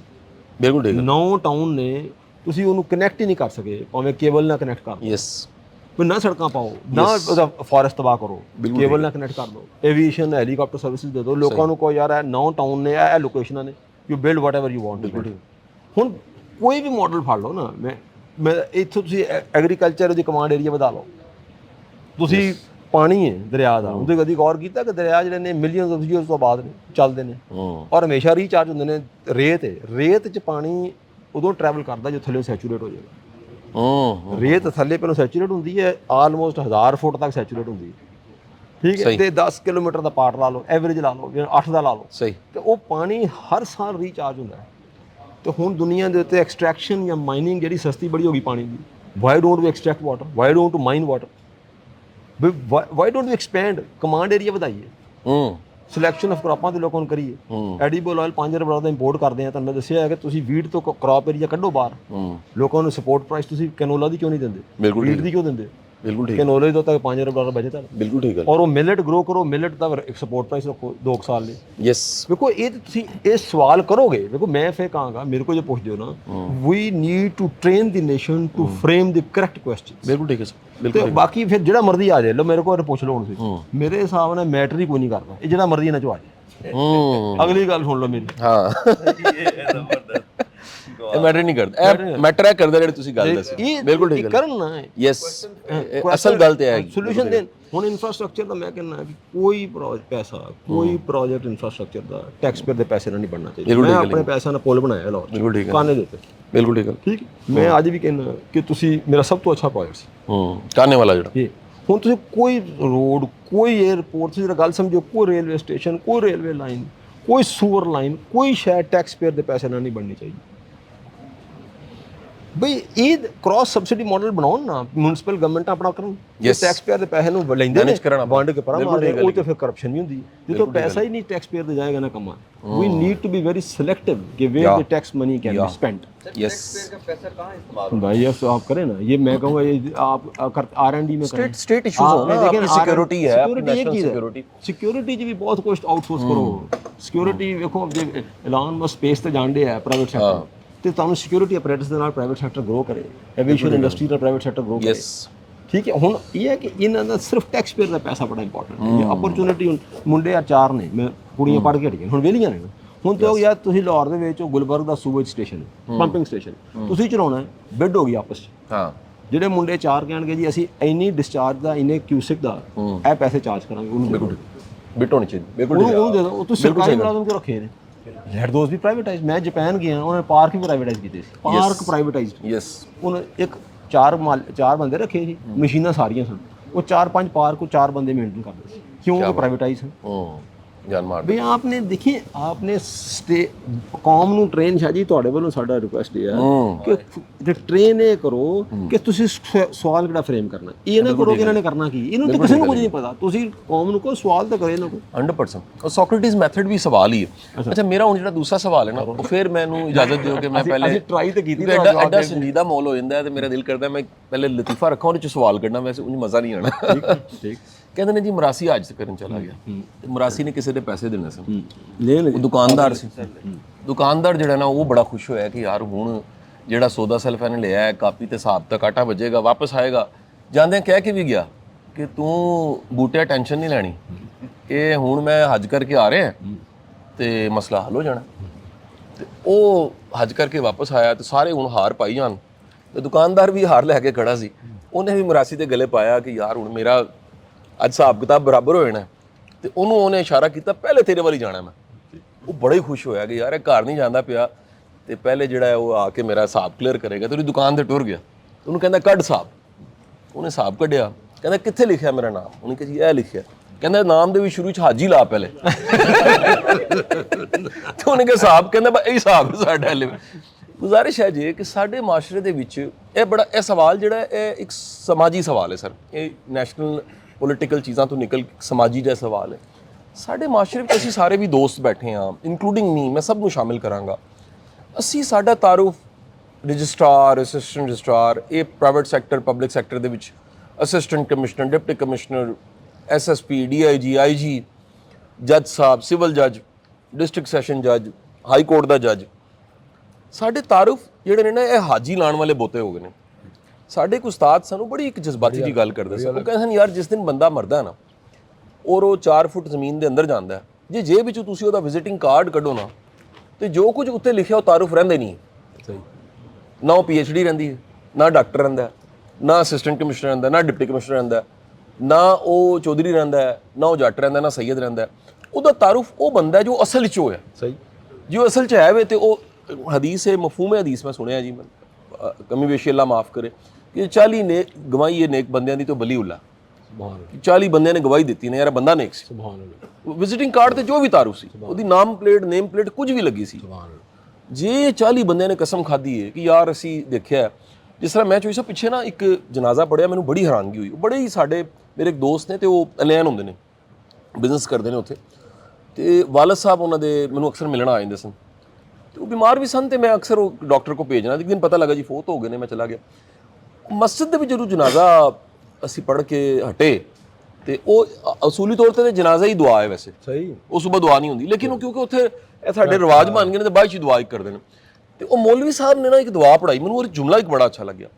ਉਹਨੇ ਕਿ ਅੱਲਾ ਮੀਆਂ ਮੈਂ ਗਵਾਹੀ ਦੇਣਾ ਇਹ ਬੰਦਾ ਫਜਰ ਦਾ ਪਹਿਲਾ ਨਮਾਜ਼ੀ ਸੀ ਮਾਸ਼ਾ ਅੱਲਾਹ, ਜਦ ਦਾ ਮੈਂ ਇੱਥੇ ਰਹਿੰਦਾ ਪਿਆ, ਮਾਸ਼ਾ ਅੱਲਾਹ, ਔਰ ਮੈਂ ਇਹਨੂੰ ਕਈ ਵਾਰੀ, ਇਹਨੂੰ ਨਹੀਂ ਪਤਾ ਇਹ ਮਈਤ ਪਈ ਹੈ ਦੀ, ਇਹਨੂੰ ਮੈਂ ਕੱਲਿਆਂ ਰਾਤ ਦੇ ਪਿਛਲੇ ਪੈਰ ਵੀ ਇਸ ਮਸਜਿਦ ਵਿੱਚ ਤਹੱਜਦ ਵੇਲੇ ਰੋਂਦਿਆਂ ਵੇਖਿਆ। ਮਾਸ਼ਾ ਅੱਲਾਹ, ਅੱਲਾ ਨੇ ਤੇ ਵੇਖਿਆ, ਲੇਕਿਨ ਮੈਂ ਵੀ ਵੇਖਿਆ। ਤੇ ਅੱਲਾ ਮੀਆਂ ਮੈਂ ਗਵਾਹੀ ਦੇਣਾ ਕਿ ਜੇ ਤੈਨੂੰ ਇਹਦੀਆਂ ਦੋ ਅਦਾਵਾਂ ਪਸੰਦ ਆਈਆਂ ਨੇ, ਜਿਹੜੀਆਂ ਮੈਂ ਵੀ ਵੇਖਣੀਆਂ ਨੇ, ਇੱਕ ਫਜਰ ਦੀ ਸਫ ਦਾ ਪਹਿਲਾ ਨਮਾਜ਼ੀ ਹੋਣਾ, ਦੂਜਾ ਇੱਕ ਪਰਦੇ ਵਿੱਚ ਬਹਿ ਕੇ ਅੱਲਾ ਅੱਗੇ ਗਿਰਿਆ ਕਰਨਾ ਕਿ ਬਾਰੀ ਤਾਲਾ ਮੈਨੂੰ ਮਾਫ ਕਰ ਦੇ, ਅੱਲਾ ਮੀਆਂ ਨੂੰ ਬਖਸ਼ ਦੇ। ਮੈਨੂੰ ਬੜਾ ਹੀ ਅੱਛਾ ਲੱਗਾ ਜੀ। ਕਮਾਲ। ਇਹ ਜਿਹੜਾ ਬੰਦੇ ਦਾ ਅਸਲ ਤਾਰੁਫ ਹੈ ਚੋਈ ਸਾਹਿਬ, ਇਹ ਸਾਨੂੰ ਇਹ ਜਾਣਨ ਦੀ ਬੜੀ ਲੋੜ ਹੈ ਕਿ ਅਸੀਂ ਆਪਣਾ ਇੱਕ ਵਾਰੀ ਹਟਾਈਏ ਸਾਡੀ ਡਿਗਰੀਆਂ ਕੀ ਨੇ, ਸਾਡੇ ਤਜਰਬੇ ਕੀ ਨੇ, ਸਾਡੇ ਅਹੁਦੇ ਕੀ ਨੇ, ਅਸੀਂ ਅਸਲ ਵਿੱਚ ਕੀ ਹਾਂ। ਸਹੀ, ਜਿਹੜਾ ਸਾਡਾ ਇਹ ਤਾਰੁਫ ਹੈ, ਇਹ ਬੰਦੇ ਦਾ ਪੁੱਤਰ ਹੋਣਾ, ਸਾਡਾ ਇਖਲਾਕ ਅੱਛਾ ਹੋਣਾ, ਇਹ ਕਿੰਨਾ ਜ਼ਰੂਰੀ ਹੈ ਕਿਸੇ ਸੁਸਾਇਟੀ ਦੇ ਟਰਾਂਸਫਰਮੇਸ਼ਨ ਵਾਸਤੇ। ਮੈਂ ਤਾਂ ਸਮਝ ਆ ਗਿਆ ਕਿ ਹਰ ਬੰਦਾ ਹੀ ਕਮਾਲ ਹੈ, ਤੇ ਮੈਂ ਇਹਨਾਂ ਭਾਈ ਸਾਹਿਬ ਨੂੰ ਸਮਝਦਾ ਕਿ ਥੋਰੋ ਜੈਂਟਲਮੈਨ ਇਹਨਾਂ ਦੇਖੋ, ਹਰ ਬੰਦੇ ਨੂੰ ਫॉर ਗ੍ਰਾਂਟਡ ਸਮਝੀਏ ਕਿ ਇੱਕ ਬੜਾ ਕਮਾਲ ਦਾ ਸ਼ਖਸ ਹੈ, ਅਨਲੈਸ ਪ੍ਰੂਵਡ ਅਦਰਵਾਈਜ਼। ਸਹੀ, ਜੇ ਮੇਰੇ ਕੋ ਪੁੱਛਦੇ ਹੋ ਤੇ ਮੈਂ ਸਮਝਦਾ ਕਿ ਜੋ ਹਰ ਬੰਦਾ ਹੈ ਸਾਡੇ ਤੋਂ ਬਿਹਤਰ ਹੀ ਹੈ। ਵਾਹ ਵਾਹ। ਅੱਛਾ, ਇਹਦੇ 'ਚ ਹੁਣ ਐਡਾ ਇਸ਼ੂ ਕੋਈ ਨਹੀਂ। ਜੇ ਮੇਰੇ ਕੋਲ ਪੁੱਛੋ, ਮੈਂ ਸਮਝਦਾ ਜਿਹੜੀ ਗਵਾਚਿਆ ਪਿਆ ਨਾ ਬੰਦਾ, ਤੇ ਇਹ ਹੁਣ ਜਿਹੜੀ ਤੁਹਾਡਾ ਪੁਆਇੰਟ ਹੈ, ਉਹ ਜਦੋਂ ਬੰਦੇ ਦਾ ਫੋਕਸ ਨਹੀਂ ਨਾ ਹੁੰਦਾ, ਜਦੋਂ ਤੁਸੀਂ ਤਾਰਫ ਦੀ ਗੱਲ ਕਰਦੇ ਪਏ ਹੋ, ਤੇ ਇਹ ਇਨਸਾਨ ਦੇ ਕੰਪਲੈਕਸਿਟੀਜ਼ ਨੇ, ਜਿਹੜੀਆਂ ਨੇਸ਼ਨ ਸਾਡੇ ਵਰਗੀਆਂ ਨੇ, ਉਹਨਾਂ ਨੇਸ਼ਨਸ ਦੇ ਵਿੱਚ ਕੰਪਲੈਕਸਿਟੀਜ਼ ਨੇ। ਇਹ ਕੰਪਲੈਕਸਿਸ ਕਹਿ ਲਓ, ਕੰਪਲੈਕਸਿਟੀਜ਼ ਨਹੀਂ, ਕੰਪਲੈਕਸਿਸ ਨੇ, ਜਿਹੜੇ ਤੁਹਾਨੂੰ ਤਾਰਫਾਂ ਤੇ ਮੁਹਤਾਜ ਕਰਦੇ ਨੇ। ਹਾਏ ਹਾਏ ਹਾਏ। ਤੇ ਹੁਣ ਮੈਂ ਸਮਝਦਾ, ਮੈਨੂੰ ਮੇਰੇ ਬੱਚੇ ਨੇ, ਮੇਰੇ 3 ਬੱਚੇ ਨੇ, ਮਾਸ਼ਾਅੱਲਾ। ਮੈਂ 3 ਬੱਚਿਆਂ ਨੂੰ ਕਦੀ ਨਹੀਂ ਕਿਹਾ ਕਿ ਯਾਰ ਤੁਸੀਂ ਪੜ੍ਹਨਾ। ਅੱਛਾ, ਖਾਸ ਤੌਰ ਤੇ ਮੈਂ ਡੱਕਿਆ, ਬਲਕਿ ਆਈ ਆਲਵੇਜ਼ ਸਟਾਪ ਦੇ, ਯਾਰ ਇਹ ਪੈਸੇ ਜ਼ਾਇਆ ਕਰਨਗੇ, ਇਹ ਤੁਹਾਡੇ ਕੋਲ ਬਾਹਰ ਦੇ ਖਾਸ ਤੌਰ ਤੇ ਯੂਨੀਵਰਸਿਟੀਆਂ ਵਾਲੇ ਡਾਲਰ ਲੈ ਜਾਣਗੇ ਤੇ ਇਹਨਾਂ ਤੇ ਲਾਨਤ ਪਾਓ, ਠੀਕ ਹੈ। ਤੇ go for the knowledge, pursue the knowledge, ਜਿੱਥੋਂ ਮਿਲਦਾ, ਯੂਨੀਵਰਸਿਟੀ 'ਚੋਂ ਮਿਲਦਾ ਨੌਲੇਜ ਲੈ ਲਓ, ਕਿਸੇ ਜਗ੍ਹਾ ਤੋਂ ਮਿਲਦਾ। ਮੈਂ ਸਮਝਦਾ ਕਿ ਜਿਹੜਾ ਮੇਰੇ ਕੋਲ ਪੁੱਛਦੇ ਹੋ ਸਰ, ਕਿ ਜਿਹੜੀ ਇਨਸਾਨ ਬਣਨਾ ਨਾ, ਤੁਸੀਂ ਕਹਿੰਦੇ ਪਏ ਹੋ, ਉਹਦੇ ਤੋਂ ਉੱਤੇ ਕੋਈ ਚੀਜ਼ ਨਹੀਂ। ਕੀ ਬਾਤ। ਲੇਕਿਨ ਉਹਦੇ ਲਈ ਤੁਹਾਨੂੰ ਮਕਸਦ ਜਿਹੜਾ ਨਾ, ਮੈਂ ਫਿਰ ਕਹਾਂ ਉਹਨੂੰ ਅਸੀਂ ਹਰ ਬੰਦੇ ਨੂੰ ਸਕੈਪਟੀਕਲ ਹੋ ਕੇ ਨਾ ਵੇਖੀਏ। ਮੈਂ ਤਾਂ ਕਹਾਂਗਾ ਫॉर ਗ੍ਰਾਂਟਡ ਲੈ ਲਈਏ ਕਿ ਹਰ ਇਨਸਾਨ ਬੜਾ ਅੱਛਾ ਹੈ। ਫॉर ਗ੍ਰਾਂਟਡ ਇਹ ਲੈ ਲਈਏ ਕਿ ਹਰ ਇਨਸਾਨ ਬੜਾ ਅੱਛਾ ਨਹੀਂ। ਅਸੀਂ ਇਹ ਕੌਮ ਪੂਰੀ ਨੂੰ ਬਣਾਤਾ, ਤੂੰ ਵੀ ਚੋਰ, ਤੂੰ ਵੀ ਚੋਰ, ਤੂੰ ਵੀ ਚੋਰ। ਬਈ ਮੇਰੇ ਖਿਆਲ ਨਾਲ ਇਮਰਾਨ ਖਾਨ ਵੀ ਕਮਾਲ ਹੈ, ਮੇਰੇ ਖਿਆਲ ਨਾਲ ਨਵਾਜ਼ ਸ਼ਰੀਫ ਵੀ ਕਮਾਲ ਆਦਮੀ ਹੈ, ਮੇਰੇ ਖਿਆਲ ਨਾਲ ਜ਼ਰਦਾਰੀ ਵੀ ਕਮਾਲ ਆਦਮੀ ਹੈ। ਮੈਂ ਕਹਿੰਦਾ ਇਹਨਾਂ ਮੁਸ਼ਰਫ ਸਾਹਿਬ ਦੇ ਨਾਲ ਦਾ ਬੰਦਾ ਕਿਹੜਾ ਸੀ? ਅੱਛਾ, ਮੈਂ ਸਮਝਦਾ ਸਾਰੇ ਕਮਾਲ ਸਨ ਵਿਚਾਰੇ। ਇਹਨਾਂ ਨੂੰ ਛੱਡ ਦਿਓ ਇਸ ਡਿਬੇਟ ਨੂੰ ਕਿ ਮਾੜਾ ਬੰਦਾ ਹੈ, ਚੰਗਾ ਬੰਦਾ ਹੈ। ਮੇਰੇ ਕੋਲ ਪੁੱਛੋ ਫॉर ਗ੍ਰਾਂਟਡ ਸਰ, ਤੁਸੀਂ ਇੱਕ ਤਾਂ ਐਂਬੀਸ਼ਨ ਕ੍ਰੀਏਟ ਕਰ ਦਿਓ ਕੌਮ 'ਚ, ਕੌਮ ਨੂੰ ਡਿਸਅਪਾਇੰਟਮੈਂਟ ਤੋਂ ਬਾਹਰ ਕੱਢ ਦਿਓ, ਇਹਨਾਂ 'ਚ ਹੋਪ ਕ੍ਰੀਏਟ ਕਰ ਦਿਓ, ਡਿਸਅਪਾਇੰਟ। ਐਂਡ ਤੁਸੀਂ ਕਹਿੰਦੇ ਨਾ, ਮੈਂ ਫਿਰ ਅਗਲੀ ਗੱਲ ਕਿ ਅਸੀਂ ਪੂਰੀ ਕੌਮ ਸਮਝਦੇ ਕਿ ਤੂੰ ਮਤਲਬ ਅਸੀਂ ਹੋਣਾ ਚਾਹੀਦਾ, ਇੱਥੇ ਸੋਚ ਕੀ ਹੈ ਕਿ ਖੁਦਾ ਤਰਸ ਹੋਣਾ ਚਾਹੀਦਾ, ਬੰਦਾ ਸਖੀ ਹੋਣਾ ਚਾਹੀਦਾ, ਮਤਲਬ ਪੈਸੇ ਵੰਡਣਾ ਹੋਣਾ ਚਾਹੀਦਾ। ਕੋਈ ਉਹਦੇ ਕੋਲ ਹੋਣਗੇ ਨਹੀਂ ਤੇ ਵੰਡਣੇ ਕੀ? ਪਹਿਲੋਂ ਤਾਂ ਮੇਰੀ ਸੁਣੋ ਗੱਲ, ਉਹ ਜਿਹੜਾ ਜੋ ਉਹਦੀ ਕੀ ਨਾ, ਇਹਨਾਂ ਦੀ ਬੇਵਾ ਕਹਿੰਦੀਆਂ ਬੁੜੀਆਂ ਨੇ, ਟੈਕ ਬਿਲੀਅਨਰਸ ਨੇ, ਇਹਨਾਂ ਦੀ ਜਿਹੜੀ ਐਕਸ ਵਾਈਫ ਨੇ, ਬੜੀ ਵੱਡੀਆਂ ਨੇ ਨਾ, ਮਿਲੈਂਡਾ ਦੇ ਬੜੀ ਵੱਡੀਆਂ ਡੋਨਰਸ ਨੇ, ਉਹਨਾਂ ਨੇ ਕਮਾਈ 500 ਅਰਬ ਡਾਲਰ, ਬੜੀ ਵੱਡੀ ਲਾ ਲਈ ਉਹਨੇ, 100 ਅਰਬ ਡਾਲਰ ਦੇ। ਉਹ ਬਈ ਆਪਣੀ ਕੌਮ ਨੂੰ, ਬੱਚਿਆਂ ਨੂੰ ਇਹ ਕਾਬਲ ਕਰੀਏ ਕਿ ਦੇ create lot of wealth. Yes, ਔਰ ਵੈਲਥ ਕੋਈ ਖਾ ਨਹੀਂ ਜਾਣੀ ਤੁਸੀਂ। ਮਨਸ਼ਾ ਸਾਹਿਬ ਨੇ 5 ਅਰਬ ਡਾਲਰ ਖਾਂਦੇ ਨਹੀਂ ਹੋਣੇ ਵਿਚਾਰੇ, ਅੱਧੀ ਡਬਲ ਰੋਟੀ ਖਾਂਦੇ ਹੋਣੇ ਨੇ, ਠੀਕ ਹੈ। ਔਰ ਕਦ ਲਈ ਹੈ 1 ਲੱਖ ਬੰਦੇ ਦੇ ਇੰਪਲਾਈਜ਼ ਨੇ। ਯੈਸ, ਉਹ ਰੱਬ ਨੇ ਉਹਨੂੰ ਕੰਮ ਤੇ ਲਾਇਆ। ਤੇ ਅਸੀਂ ਮਤਲਬ ਆਪਣੇ ਬੱਚਿਆਂ ਨੂੰ, ਬੱਚਿਆਂ ਨੂੰ ਕੰਮ ਕਰਦਾ ਹੈ, ਜੇ ਸਹੀ ਕਾਬਤ ਹੁੰਦਾ ਹੈ ਇਹ ਕੰਟਰੀਬਿਊਟਸ to the promotion of Yeah. Naturals Yeah. ਔਰ ਜੀਡੀਪੀ ਨੂੰ ਕੰਟਰੀਬਿਊਟ ਕਰ ਰਿਹਾ ਹੈ ਜੇ ਸਹੀ ਕੱਪ ਧੋ ਰਿਹਾ ਹੈ, ਸਹੀ ਕਾਫੀ ਬਣਾ ਰਿਹਾ ਹੈ, ਸਹੀ ਸਰਵਿਸ ਦੇ ਰਿਹਾ ਹੈ, ਬਿਲਕੁਲ ਸਹੀ, ਤੇ ਇਹ ਪ੍ਰਮੋਟ ਕਰ ਰਿਹਾ, ਪੂਰੇ ਮੁਲਕ ਨੂੰ ਪ੍ਰਮੋਟ ਕਰ ਰਿਹਾ, ਇਹ ਸਾਡਾ ਐਂਬੈਸਡਰ ਹੈ। ਬਿਲਕੁਲ ਠੀਕ ਹੈ। ਇਸ ਲਈ ਮੈਂ ਕਹਾਂਗਾ ਹਰ ਬੰਦਾ ਜਿਸ ਜਗ੍ਹਾ ਕੰਮ ਕਰਦਾ ਪਿਆ ਉਹਦੇ ਇਹ ਐਂਟਰਪ੍ਰੀਨਿਓਰਲ ਅਪਰੋਚ ਹੈ, ਇਹ ਸੈਂਸ ਆਫ ਰਿਸਪੌਂਸਿਬਿਲਿਟੀ ਹੈ, ਸ਼ੀਸ਼ਾ ਸਹੀ ਸਾਫ਼ ਕਰਨਾ, ਮੈਂ ਸਹੀ ਕਰਨਾ, ਫਰਸ਼ ਸਹੀ ਸਾਫ਼ ਕਰਨਾ, ਐਵਰੀਬਾਡੀ ਕੰਟਰੀਬਿਊਟਸ। ਤੇ ਮੇਰੇ ਕੋ ਪੁੱਛੋ ਪੂਰੀ ਕੌਮ, ਮੈਂ ਸਮਝਦਾ ਸਰ ਸਾਰੀ ਕੌਮ ਨਾ ਇਹ ਬੜੀ ਰੈਜ਼ਿਲੀਐਂਟ ਕੌਮ ਹੈ, ਇਹ ਮੇਰੇ ਕੋ ਪੁੱਛਦੇ ਪੋਟੈਂਸ਼ੀਅਲ ਹੈ, ਪੋਟੈਂਸ਼ੀਅਲ ਹੈ, ਬੜਾ ਪੋਟੈਂਸ਼ੀਅਲ ਜੀ, ਅਨਲਿਮਿਟਿਡ ਪੋਟੈਂਸ਼ੀਅਲ ਜੀ। ਅੱਛਾ ਇਹ ਹੁਣ ਇੱਕ ਕਿਤਾਬੀ ਗੱਲ ਆਪਣੀ ਜਗ੍ਹਾ ਨੇ, ਇਹਨਾਂ ਨੂੰ ਥੋੜਾ ਜੀ ਸਾਡਾ ਕੰਮ ਕੀ ਹੈ, ਤੁਸੀਂ ਸਿਰਫ ਨਾ ਸਵਾਲ ਫਰੇਮ ਕਰੀ ਜਾਓ ਸਹੀ।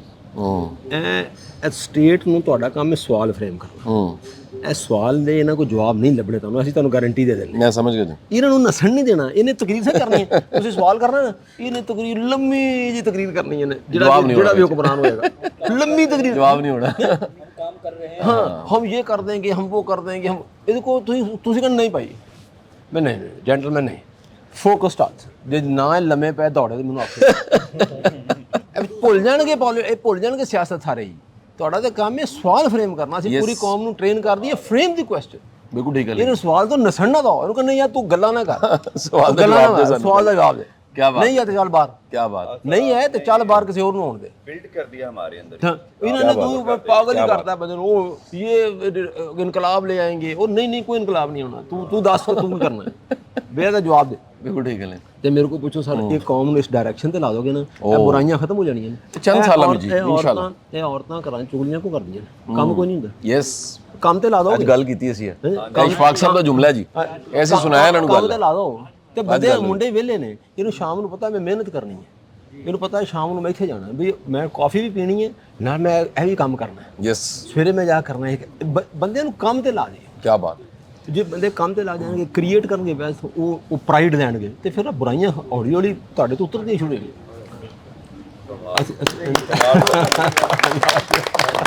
ਮਜ਼ਾ ਆ ਗਿਆ।